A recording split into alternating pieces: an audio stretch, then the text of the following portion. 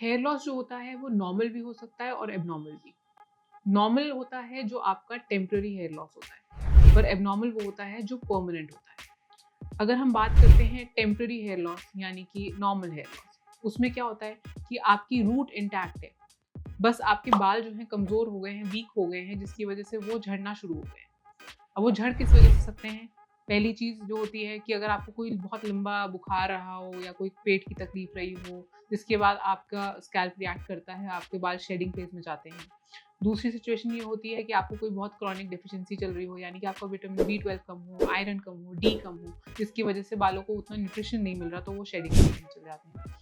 इनको हम बोलते हैं टीलोजन एफ्लिजियन।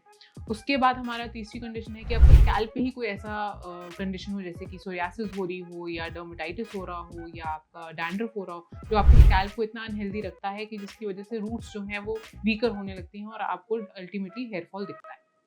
ये सारी कंडीशंस जितनी भी हैं ये टेम्परेरी होती हैं, क्योंकि अगेन आपका रूट जो है इंटैक्ट है, तो इसमें आपकी अगर सही ट्रीटमेंट लिया जाए तो ये सब रिस्टोर हो सकता है। सही ट्रीटमेंट मतलब एक अच्छा मल्टीविटामिन सपोर्ट ले सकते हैं। इसमें आप अपना कोई अच्छा सीरम यूज़ कर सकते हैं जो आपके बालों की रूट को स्ट्रेंथन करे। साथ में आप कोई रिस्टोरेटिव थेरेपीज़ का इस्तेमाल कर सकते हैं, यानी कि आजकल पीआरपी है, जीएफसी है, क्यूआर678 है या मीज़ोथेरेपीज़ हैं, जो आपके स्कैल्प के रूट्स को स्ट्रेंथन करती हैं, उन्हें नरिश करती हैं, उनके स्टेम सेल को बूस्ट करती हैं और आपको ग्रोथ और डेंसिटी में इंप्रूवमेंट दिखने लगता है। उसके बाद आता है जब हम बात करते हैं एब्नॉर्मल हेयर लॉस की। एब्नॉर्मल हेयर लॉस हो गया जब वो परमानेंट की तरफ चला गया। परमानेंट वो होता है जब आपका हार्मोनल एक्टिविटी होती है आपके रूट्स पे। तो वो क्या करती है, हार्मोन जो हम जानते हैं बहुत कॉमनली इसमें हार्मोन जो हमारा इन्वॉल्व है वो है आपका डीएचटी। डीएचटी मेल्स फीमेल्स दोनों में पाया जाता है। डेफिनेटली मेल्स में ज़्यादा है, फीमेल्स में मात्रा कम होती है, इसलिए दोनों के हेयर फॉल पैटर्न में भी और हेयर लॉस पैटर्न में भी फ़र्क होता है। तो जब हमने परमानेंट हेयर लॉस की बात करी, तो इसमें आपका डीएचटी जो है कॉन्स्टेंटली आपके हेयर फॉलिकल्स पे एक्ट कर रहा है, उसे श्रिंक कर रहा है, उसे डैमेज कर रहा है, तो बाल पतले होते चले जा रहे हैं, आपका रूट डैमेज होता चला जा रहा है, फॉलिकल गायब हो रहा है स्कैल्प से, तो वहाँ पर आपको बॉल्डनेस दिखने लगती है। मेल्स में और फीमेल्स में इसे अलग-अलग नाम दिए गए हैं, यानी कि मेल्स में एक पैटर्न है, जिसे हम देखकर बता सकते हैं कि हाँ, ये मेल पैटर्न बॉल्डनेस है, फीमेल्स में अलग पैटर्न है, जिसे हम बोलते हैं ये फीमेल पैटर्न हेयर लॉस है। मेल्स की अगर हम बात करें तो मेल्स में हमारे पास ग्रेड 2 से लेके ग्रेड 7 तक मेल पैटर्न बॉल्डनेस को ग्रेड किया जा सकता है, जिसमें कि पहले आपकी हेयर लाइन जाएगी। सबसे पहले आपको शायद दिखेगा कि थिनिंग होने लग गई है, बाल उतनी डेंसिटी नहीं रह गई है। उसके बाद आपको कंसर्न करने लगा कि मेरी हेयर लाइन पीछे जा रही है, जैसे वो बहुत कॉमनली कहते हैं रिसीडिंग हेयर लाइन। उसके बाद आप बोलोगे कि मेरी हेयर लाइन से भी जा रहे हैं और मेरे क्राउन से भी थोड़े बाल डेंसिटी कम हो रही है। फिर आप बोलोगे कि मेरी हेयर लाइन और मिड स्कैल्प में डेंसिटी कम हो रही है। धीरे-धीरे ये प्रोग्रेस होता रहता है, फिर ग्रेड 7 पे चला जाता है। ग्रेड 7 में आपका सिर्फ डोनर एरिया रह जाता है और साथ में कभी-कई बार आपका डोनर एरिया भी इसमें रिस्पॉन्ड करता है, तो आपको डोनर एरिया भी उतना अच्छा नहीं रह जाता। तो इसीलिए आपने मेल पैटर्न बॉल्डनेस को समझना ज़्यादा ज़रूरी है कि कौन-सी स्टेज पे है, सही डिसीजन लेना ज़रूरी है, कब इसमें रिस्टोरेटिव थेरेपीज़ काम करेंगी, कब मुझे हेयर ट्रांसप्लांट के लिए ऑप्ट करना है।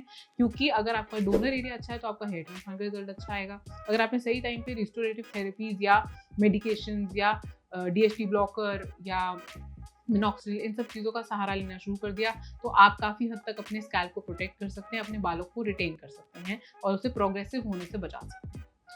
जब हम बात करते हैं फीमेल पैटर्न हेयर लॉस की, तो definitely female pattern hair loss में मैं ये नहीं कहूँगी कि हेयर ट्रांसप्लांट एक ऑप्शन है, क्योंकि हेयर ट्रांसप्लांट बहुत ज़्यादा हम वाइडर एरियाज़ के लिए यूज़ करते हैं और फीमेल्स का पैटर्न थोड़ा अलग होता है। फीमेल्स में क्या होगा, फीमेल्स बोलेंगी कि मुझे ऐसा लग रहा है कि जो मेरी मिड पार्टिंग है वो वाइड होती चली जा रही है, या मेरे बाल बहुत फ्लैट होते चले जा रहे हैं, पतले हो गए हैं। मैं चोटी बनाती हूँ या मैं पोनीटेल बनाती हूँ, तो धीरे-धीरे मुझे लग रहा है कि उनकी डेंसिटी कम हो गई है, पतली होती जा रही है चोटी।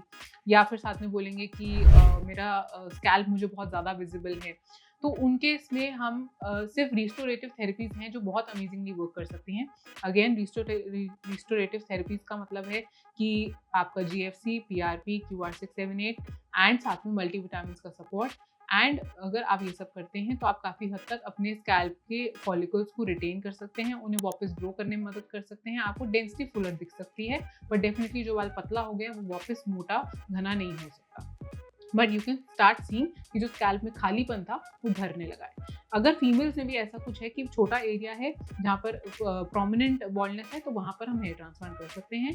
बट फीमेल्स में क्योंकि पैटर्न अलग रहता है, इसलिए उनमें फर्स्ट लाइन ऑफ ट्रीटमेंट और इन female pattern hair loss hair transplant नहीं रहता। सो डेफिनेटली ये बातें मैं इसलिए कर रही हूँ ताकि आप समझें कि कौन सा हेयर लॉस ऐसा है या हेयर फॉल ऐसा है जिस पे मुझे चिंता करनी है कि मुझे क्या ट्रीटमेंट लेना है, और कौन सा हेयर लॉस ऐसा है जिसमें मुझे हेयर ट्रांसप्लांट का डिसीजन लेना है। और अपना सही समय पे मैनेजमेंट करने से आप काफ़ी हद तक अपने स्कैल्प को रिटेन कर सकते हैं, बालों को रिटेन कर सकते हैं, और अपना फुलर डेंसिटी देखकर आप खुश हो सकते हैं।